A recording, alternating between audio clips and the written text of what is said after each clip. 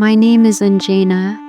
I'm 27 years old and living in the icy streets of Chicago has taught me a lesson that shook me to my core. This isn't a story about love. It's a story about that fog you get lost in when someone starts convincing you that you're losing your mind. Today, I'm going to tell you how I handed myself over to someone who was slowly erasing my memory and my sense of self. If you've ever doubted your own truth, stay with me until the end, because you might be stuck in the same trap it took me years to escape. There's a strange quiet in Chicago winters, the earthy, cold scent of falling snow outside, and the smell of burning pine inside the house. It used to bring me so much comfort. But after Mark came into my life, the scent of my home began to change. Mark, he seemed calm and put together. When we met, he always carried a mix of fresh citrus and old books. It was a scent of trust. I thought I'd found my safe haven. That's all I wanted. Someone who understood me, someone who valued my small joys. At first, everything felt like a movie, but slowly, Mark started playing a game I didn't even realize was happening. He began gaslighting me. Do you know what that is? It's a slow poison where the other person convinces you that your memory is weak or that you're too emotional. I remember one evening I asked him why he had taken down that old photo. Mark looked straight into my eyes and said gently, "Anjana, there is never any photo there. You're imagining things again. Are you okay? I'm starting to worry about your mental health." The pine scent in the room was strong that night, but suddenly I felt like I couldn't breathe. Was there really no photo? That was the moment my reality started falling apart. Mark slowly began isolating me from my friends. My friend Sarah once called me to meet at a cafe. Surrounded by the bitter smell of freshly ground coffee, she held my hand and said, "Anjana, you're not the same anymore. Mark is controlling you." I laughed it off. I defended him. When I told Mark about it later, he said with a hurt expression, "Sarah is jealous of your success. She wants to drive a wedge between us." I blocked Sarah's number. That night, the silence in the house was so deep, I could hear my own heartbeat. Mark's manipulation had its own scent, like stale air trapped in a closed room. He would lie to me, and when I caught him, he'd flip it around. "I never said that. You're twisting my words. Maybe you should see a doctor." Those phrases became part of my life. I started doubting my own memories. I began writing in a diary so I could remember what had happened the day before. But one day, I found my diary burned. The kitchen smelled sharp and bitter like burnt paper.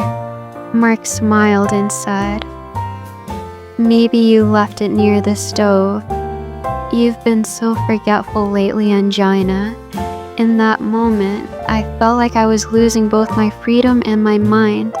My confidence became like dust on an icy street, something anyone could crush.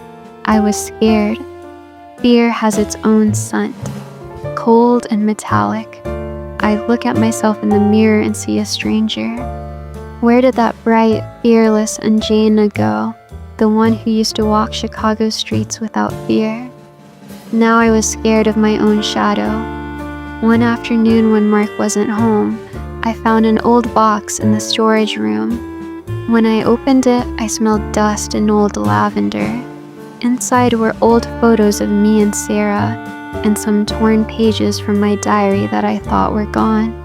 I read them. My own handwriting was shouting the truth at me. Everything Mark had said never happened was written right there. I felt a rush through my body. The fog started to lift. I realized I wasn't crazy. I was just with someone who was trying to make me feel crazy so he could control me. I made my decision right then, but it wasn't easy. When Mark came home, he had that same citrus scent that now felt like poison. He started again. And Jaina, did you burn the food? You can't seem to do anything right lately. The bitter smell of burnt food filled the room.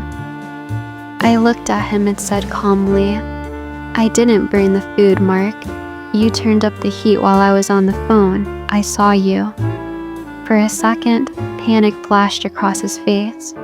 Then he smiled. You're imagining things again. I cut him off. No, Mark, not anymore. I won't talk about transformation. I'll talk about action. That night, I didn't argue.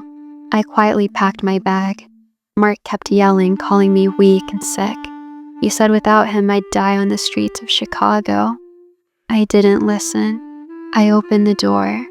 The freezing air and the scent of fresh snow hit me. It was sharp, but it smelled like truth. I went to Sarah's house. She opened the door and pulled me into a hug. Her place smelled like freshly baked cookies and vanilla. It was a scent of safety. That night, I slept peacefully for the first time in years. I realized loyalty and love don't mean erasing yourself. If someone tries to take away your reality, that's not love. That's control. Today, I'm that same Anjana again. I'm still in Chicago, but now the scent of my world is my own. I still light pine candles sometimes, but their smell doesn't scare me anymore. I've learned that trusting your own voice is the greatest strength. Gaslighting is a slow poison, but your truth is the antidote. When I look back now, I remember that stale, suffocating air, and I take a deep breath.